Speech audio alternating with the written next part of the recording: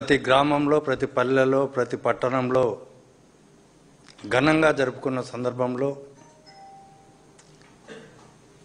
ఘనంగా జరగడాన్ని చూసి ఓర్వలేక రాష్ట్ర వ్యాప్తంగా అనేక అక్రమ కేసులను వైఎస్ఆర్సీపీ కార్యకర్తలపైన ఈ కూటమి ప్రభుత్వం బనాయించడం జరిగింది. ముఖ్యంగా కొన్ని ప్రాంతాల్లో అయితే అనంతపురం జిల్లాలోని కళ్యాణదుర్గం నియోజకవర్గంలోని బొమ్మకాయనపల్లెలో అక్కడ పొట్టేళ్లు కోసుకుని విందు చేసుకున్నారని అనిమల్ క్రూయల్టీ యాక్ట్ కింద కూడా 6 మంది పైన కేసు పెట్టడం జరిగింది. అలాగే సత్యసాయి జిల్లా కనగానిపల్లె మండలం భానుకోట గ్రామంలో కూడా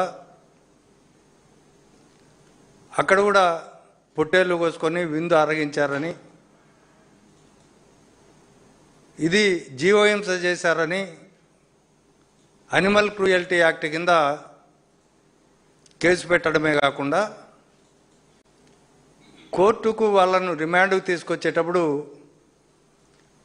ఇండియన్ ఆర్మ్స్ యాక్ట్ కింద అక్రమ ఆయుధాలు కలిగి ఉన్నారని మరోగా తప్పుడు కేసును కూడా పెట్టడం జరిగింది.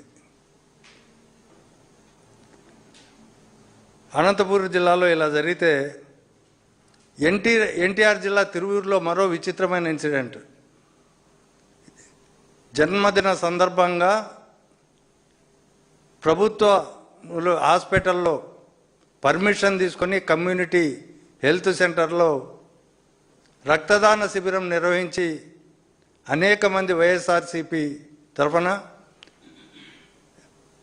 జననేత జగన్మోహన్ రెడ్డి గారి అభిమానులు రక్తదానం చేస్తే అక్కడ దాన్ని కూడా ఓర్వలేక స్థానిక ఎంపీ వీళ్ళ తిరువూరులో చాలామంది పైన కేసులు పెట్టారు. సెక్యూరిటీ గార్డుతో ఇప్పించారు కంప్లైంట్.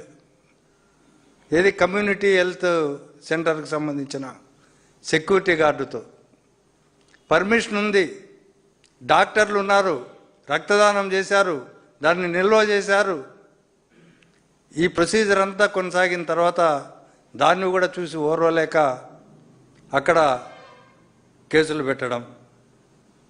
అలాగే టీడీపీ ఫ్లెక్సీలను చింపకపోయినా కంచికిచర్ల మండలం కీసర గ్రామంలో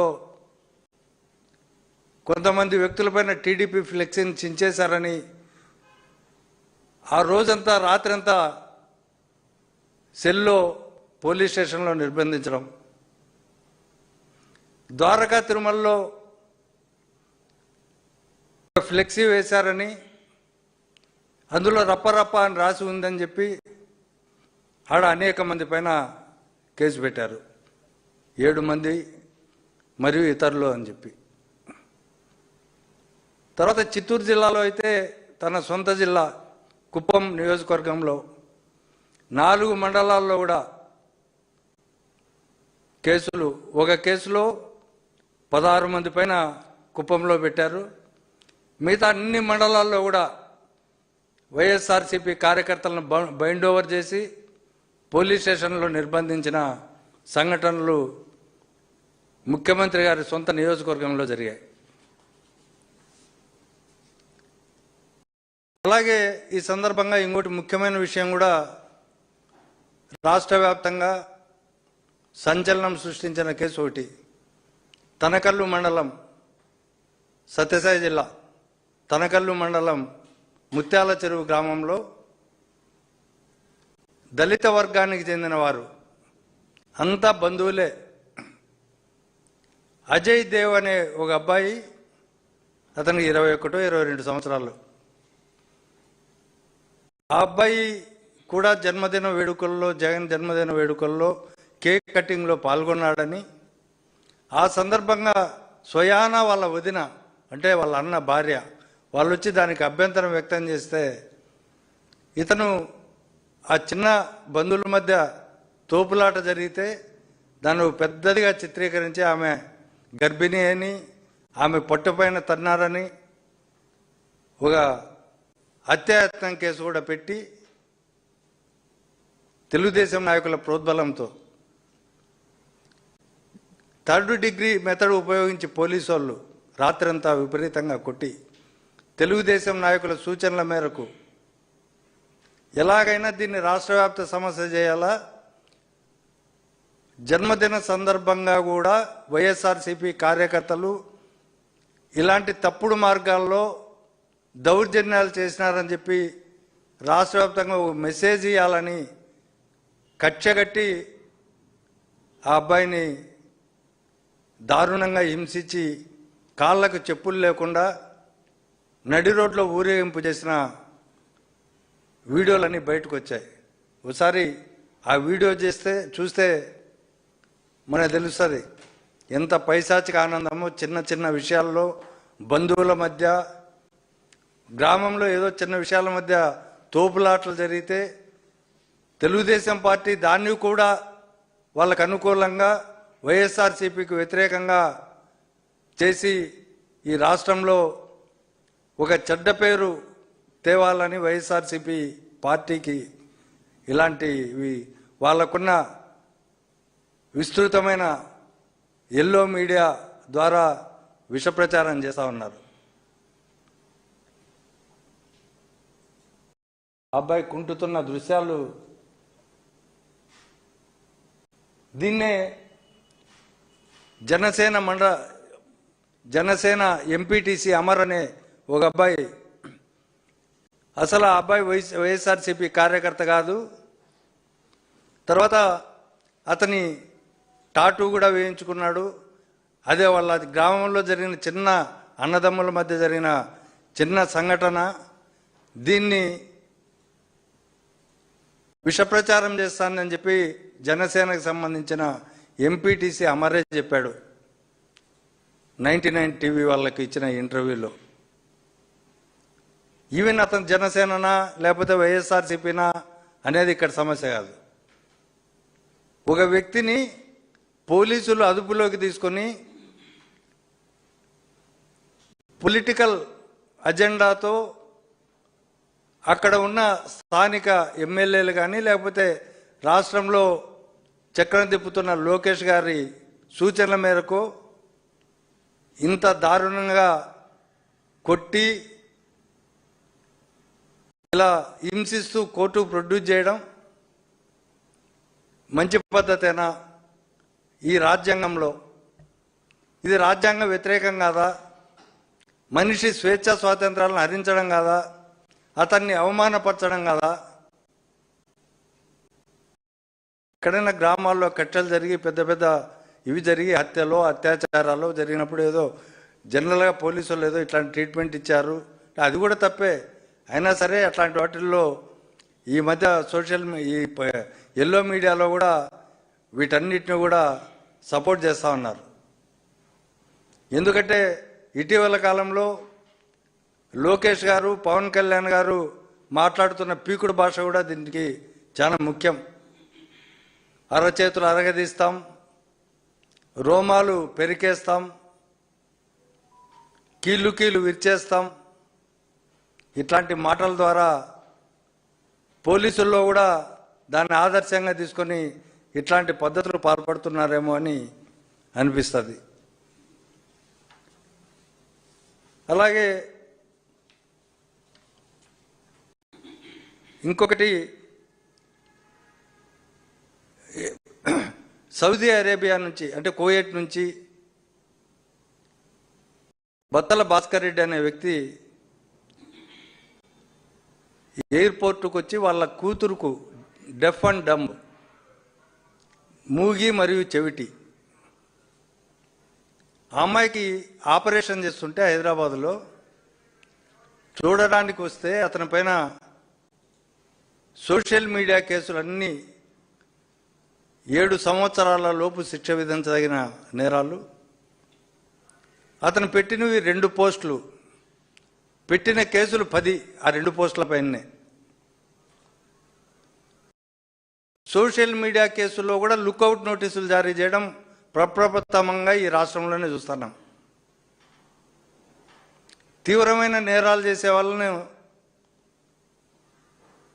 పైన ఇట్లాంటి గతంలో లుక్అవుట్ నోటీసులు ఉండేవి. కానీ ఇప్పుడు సోషల్ మీడియా కేసుల పైన కూడా దాంట్లో ఉన్న వాళ్ళపైన కూడా పొలిటికల్ అజెండాతో వాళ్ళపైన కూడా లుక్అవుట్ నోటీసులు జారీ చేస్తారు. దాంట్లో భాగంగానే హైదరాబాద్ ఎయిర్పోర్ట్లో నిర్బంధించి పోలీసులు చిన్నచౌక్ పోలీస్ స్టేషన్ కడప తీసుకొచ్చి అక్కడ బెయిల్ ఇస్తే ప్రతి కోర్టులో కూడా అతని రిమాండ్కు పోలీసు వాళ్ళు పెట్టడం, దాన్ని తిరస్కరించడం, అతనికి బెయిల్ ఇవ్వడం, లేకపోతే 41A నోటీస్ ఇవ్వడం, ఇట్లాంటివన్నీ జరిగి దాదాపు అన్ని కేసుల్లో బెయిల్ రావడం జరిగింది. 8 రోజులు తిప్పారు పోలీసు వాళ్ళు అతన్ని. వాళ్ళ కూతురుకు ఆపరేషన్ చేస్తున్న సందర్భంలో అతను పాపం అక్కడికి పోలే, ఇంటికి పోలే. ఇంత దుర్మార్గంగా పోలీసులు వ్యవహరిస్తున్నారు. దీంట్లో ఇంకొకటి ఏంటంటే ప్రధానమైంది, ఇంతకుముందు గతంలో సోషల్ మీడియా పైన కార్యకర్తల పైన ఆర్గనైజ్డ్ క్రైమ్ కింద కేసులు పెట్టేవారు 111 కింద. అనేక సార్లు హైకోర్టులు సుప్రీంకోర్టులు తీర్పులు ఇచ్చిన తర్వాత ఆ కేసులు 111 కింద కేసులు పెట్టడం తగ్గించేసి గంజాయి కేసు పెట్టారు ఒక అబ్బాయి పైన గతంలో, సవీంద్రారెడ్డి. దానిపైన సిబిఐ ఎంక్వైరీ చేయమని చెప్పి సవీంద్రారెడ్డి దానిపైన కోర్టు తీవ్రంగా మందలించింది. అది ఇప్పటికీ సుప్రీంకోర్టులో పెండింగ్ ఉంది. అయితే ఇది చాలదని అత్యంత విచిత్రంగా సెడిషన్ అంటే రాజద్రోహం కేసు పెట్టారు ఇతని పైన. ఎవరు? బత్తల శ్రీనివాసరెడ్డి పైన, కర్నూలు తాలూకా పోలీసు వాళ్ళు. రాజద్రోహం అంటే అంతకుముందు ఐపీసీలో సెక్షన్ 124, ఇప్పుడు 152 బిఎన్ఎస్ యాక్ట్ ప్రకారం. ఇది రాజద్రోహం కేసులు ఎప్పుడు పెడతారు? ఇది దాదాపు 1870 సంవత్సరంలో బ్రిటిష్ వారు పరిపాలించేటప్పుడు ఐపీసీ సెక్షన్ 124 పెట్టారు. అప్పుడు ఏంటంటే రాజరికాలు ఉండేటివి. రాజులు కానీ రాణిల పైన కానీ ఎవరు అసమ్మతి గలం వినిపించకూడదు. అలాంటి అసమ్మతి గలం వినిపిస్తే ఈ రాజద్రోహం కేసు పెట్టచ్చని ఉండేది. తర్వాత కాలంలో కూడా ఏదైనా భారతదేశ సార్వభౌమత్వాన్ని సమగ్రతను దెబ్బతీసే విధంగా ఎవరైనా మాట్లాడినా ప్రవర్తించినా, లేక ఇరు దేశాల మధ్య యుద్ధం వచ్చేలా ప్రేరేపించడం, అంతర్గతంగా దేశంలో తిరుగుబాటు చేయడానికి ప్రయత్నించడం, దేశ సమగ్రతను దెబ్బతీసేలా విభజనవాదాన్ని ప్రోత్సహించడం, ఇట్లాంటి సంఘటనలు జరిగినప్పుడే ఈ రాజద్రోహం కేసులు పెట్టే ఇది. కానీ ఇక్కడ సోషల్ మీడియా కార్యకర్త పైన ఎలాంటి, అందులో ఎక్కడ ఎఫ్ఐఆర్లో కానీ కంప్లైంట్లో కానీ ఇట్లాంటి ఆరోపణలు లేవు. మార్ఫింగ్ ఫోటోలు పెట్టాడు అనేది అతని పైన ఆరోపణ. దానిపైన నాన్ బెయిలబుల్ సెక్షన్ అని, ఇతనికి బెయిల్ రాకూడదని రాజద్రోహం కేసు పెట్టడం అనేది చాలా దుర్మార్గమైన చర్య. అంటే రాజకీయ నాయకులు చెప్తే పోలీసులు ఏ విధంగా ఇది చేస్తున్నారనేది ఇక్కడ స్పష్టంగా అర్థమవుతుంది. తర్వాత ఇటీవల కాలంలో కూడా మనం చూసాం, రోజు చూస్తూనే ఉన్నాం. నిన్న కూడా తిరుపతిలో దివ్య దర్శనం టికెట్లు అయిపోయి భక్తులు క్యూలో ఉండి అక్కడ తోసుకొని తోపులాట జరిగి ఇవన్నీ చూస్తే సాక్షి ఫోటోగ్రాఫర్ దాన్ని ఎంత ఫోటోలు తీస్తా ఉంటే అతని దగ్గర నుంచి సెల్ ఫోన్ లాక్కోవడం, సాక్షి మీడియాను కూడా భయభ్రాంతులకు గురి చేయడం, ఇవన్నీ చేశారు. అంటే వీళ్ళ ముఖ్య ఉద్దేశం ప్రశ్నించే గొంతులు నొక్కాలని, వైఎస్ఆర్సీపీని లేకుండా చేయాలని, వైఎస్ఆర్సీపీ కార్యకర్తలను భయభ్రాంతులకు గురి చేసి వాళ్ళ మనోస్థైర్యాన్ని దెబ్బతీసి అలాగే అసత్య ప్రచారం చేసి సమాజంలో వైఎస్ఆర్సీపీ వాళ్ళను దుర్మార్గులుగా చిత్రీకరించడానికి ఈ ప్రభుత్వం చేయని కుట్రంటూ లేదు, వాళ్ళకి తానే తందన అన్నట్టు సోషల్ మీడియా కూడా వాళ్ళ సోషల్ మీడియా అలాగే వాళ్ళ ఎల్లో మీడియా విపరీతంగా ప్రయత్నం చేస్తున్న సందర్భం చూస్తూ ఉన్నాం. ఇలా పీకుడు భాషతోనే ఈ పోలీసు వాళ్ళంతా ఇలాంటి కేసులు పెడుతున్నారనేది కూడా అర్థమవుతా ఉంది మనకి. ఎందుకంటే వాళ్ళు నిజంగా వాళ్ళకి చిత్తశుద్ధి ఉంటే పవన్కి కానీ లోకేష్కి కానీ ఈ రాష్ట్రంలో వాళ్ళ పార్టీ వాళ్ళు చేస్తున్న దురాగతాలు, అత్యాచారాలు, గంజాయికి సంబంధించిన నేరాలు వీటిపైన చర్యలు తీసుకోలేక ప్రత్యర్థి పార్టీలను అంచివేయడానికి వాళ్ళను భయోప్రాంతాలని గురి చేయడానికి ఇట్లాంటివన్నీ పెడుతున్నారని చెప్పి మనకు అర్థమవుతా ఉంది. అలాగే ఇంకొకటి ముఖ్యమైనది నిన్న ఒకటి జరిగింది. ఇక్కడ పత్తికొండలో కోర్టు హాల్లో ఒక ముద్దాయి సరెండర్ అయితే సరెండర్ పిటిషన్ న్యాయవాది దాఖలు చేసి మేజిస్ట్రేట్ చెక్ అండ్ పుట్టప్ అని పెడతారు.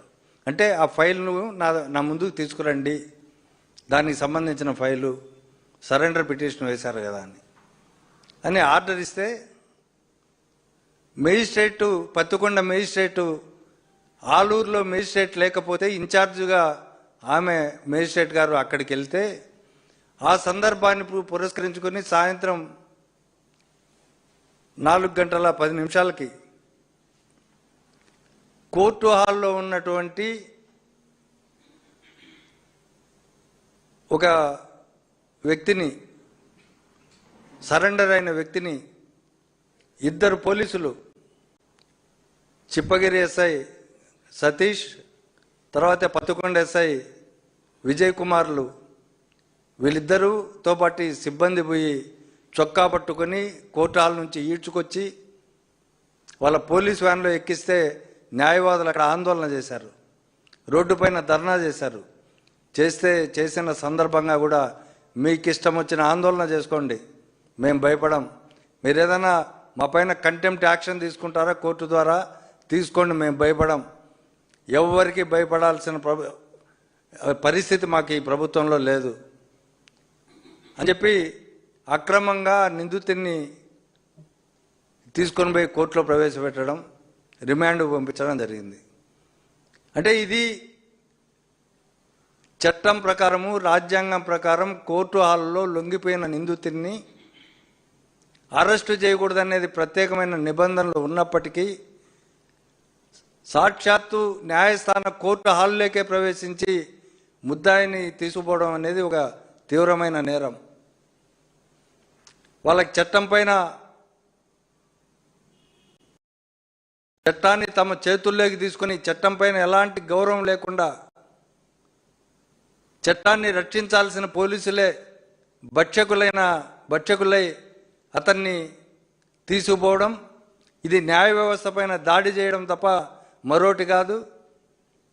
అందుకని ఇవాళ రాష్ట్ర వ్యాప్తంగా కూడా న్యాయవాదులు ఈ సంఘటనకు నిరసనగా న్యాయ వ్యవస్థ గౌరవాన్ని కాపాడాలనే ఉద్దేశంతో పోలీసుల అరాచక వైఖరికి వ్యతిరేకంగా రాష్ట్ర వ్యాప్తంగా నిరసనలు వ్యక్తం చేస్తున్న సందర్భం ఇది. అదేవిధంగా సివిల్ డ్రెస్సులో అనేక సార్లు పోలీసులు చాలామందిని అరెస్ట్ చేయడానికి, వైఎస్ఆర్సీపీ కార్యకర్తలను అరెస్ట్ చేయడానికి గతంలో ప్రయత్నిస్తే హైకోర్టు తీవ్రమైన అక్షంతలు వేసింది.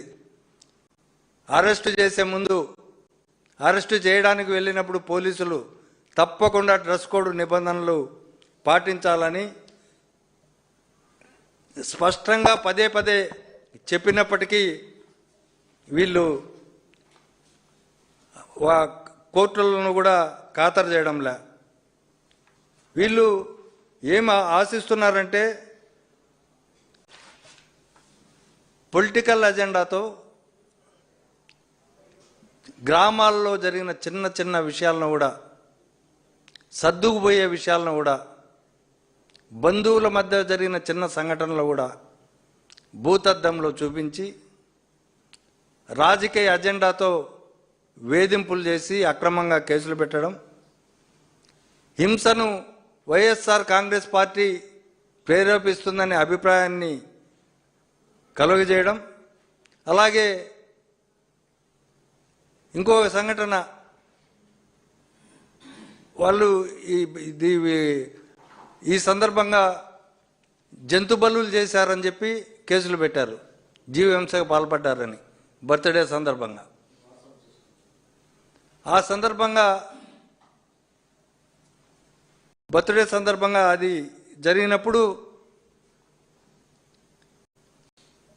నేను ఒకటే అడుగుతున్నా, సినిమా హీరోలు బాలకృష్ణ కానీ, అలాగే ఇప్పుడు ఒకసారి దయవించి వాళ్ళ సినిమాలు రిలీజులు చేసినప్పుడు ఈ నాయకులు ఫ్లెక్సీకి కట్టిన పొట్టేళ్ల తలల హారం ఒకసారి దయవించి ప్రజానీకమంతా దీన్ని ఒకసారి పరిశీలించాల్సిందిగా కోరుతున్నాం. ఎందుకంటే 20 పొట్టేళ్లు నరికి 20 పొట్టేళ్ల తలకాయలు హారంగా చేసి బాలకృష్ణ సినిమా విడుదల సందర్భంగా తర్వాత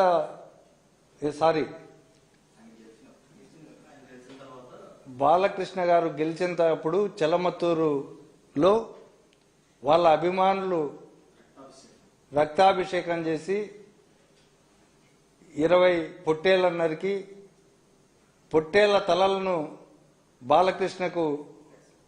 బాలకృష్ణ ఫ్లెక్సీకి కట్టిన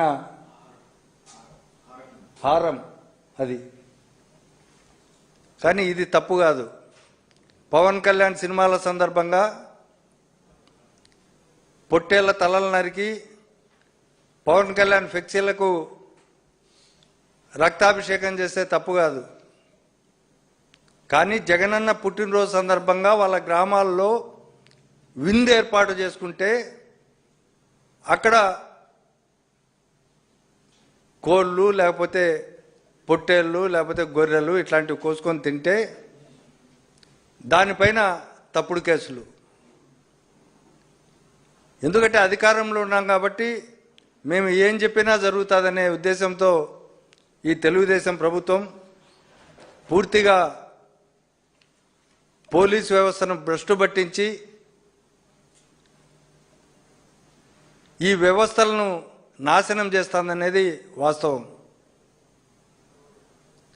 కాబట్టి ఇప్పటికైనా పోలీసులు తమ తీరు మార్చుకోవాలా. ఎల్లకాలం ఈ ప్రభుత్వమే ఉండదు. ఈ ప్రభుత్వానికి కూడా విజ్ఞప్తి చేస్తున్నాం, వ్యవస్థలు నాశనం అయిపోతే ఒక్కసారి మళ్ళీ దాన్ని పునర్నిర్మించుకోవడం అనేది చాలా కష్టసాధ్యమైన పని. ఇవాళ మీరు చేస్తున్న పనే వచ్చే ప్రభుత్వంలో చేస్తే అశాంతి ఏ విధంగా ఉంటుందో ఈ విధంగా మీరు ఇప్పుడే గమనించాల్సిందిగా మేము కోరుతున్నాం.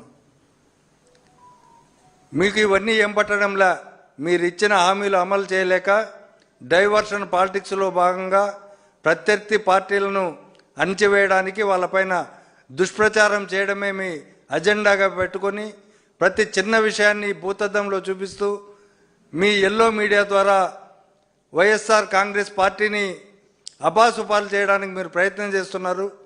మీ ఆటలు కొనసాగు సోషల్ మీడియా ఉన్నంతకాలం అని స్పష్టంగా మీకు తెలియజేస్తూ ఇకనైనా మీరు బుద్ధి తెచ్చుకొని వీటన్నిటికీ ఈ వ్యవస్థలను కాపాడేదానికి మీరు ప్రయత్నం చేయాలని చెప్పి విజ్ఞప్తి చేస్తున్నాను. Thank you. అలాగే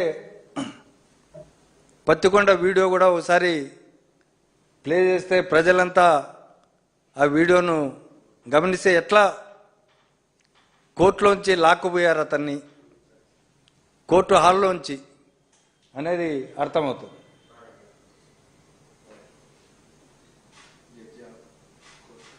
కోర్టు హాల్ నుంచి ఇద్దరు ఎస్ఐలు మఫ్టీ డ్రెస్లో మిగతా పోలీస్ సిబ్బంది అతన్ని బలవంతంగా తీసుకొని పోయి వ్యాన్లో ఎక్కిస్తున్నారు.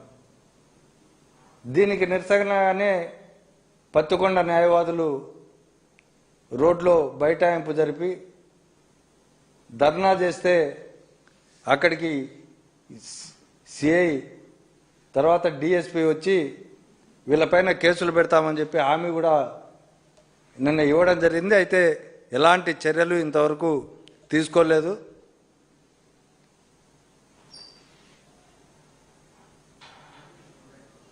ఇతను కంప్లైంట్ ఇవ్వండి, నేను చర్యలు తీసుకుంటున్నానని నా హామీ ఇస్తున్నాడు మా న్యాయవాదులందరికీ.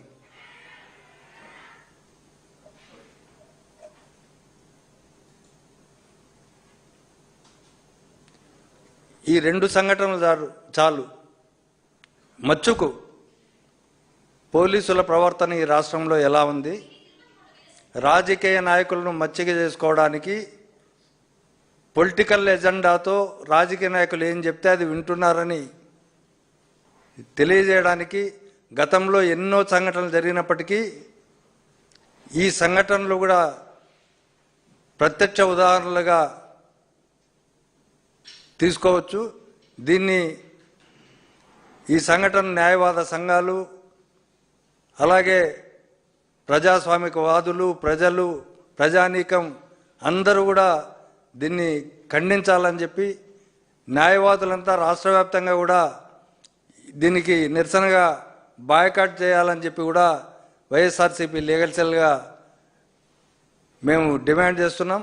దానికి బాధ్యులైన పోలీస్ అధికారులపైన కేసు రిజిస్టర్ వెంటనే కేసు నమోదు చేసి వాళ్ళపైన డిసిప్లినరీ ప్రొసీడింగ్స్ కూడా తీసుకొని చట్ట ప్రకారం వాళ్ళని శిక్షించాలని మేము కోరుతున్నాం. Thank you.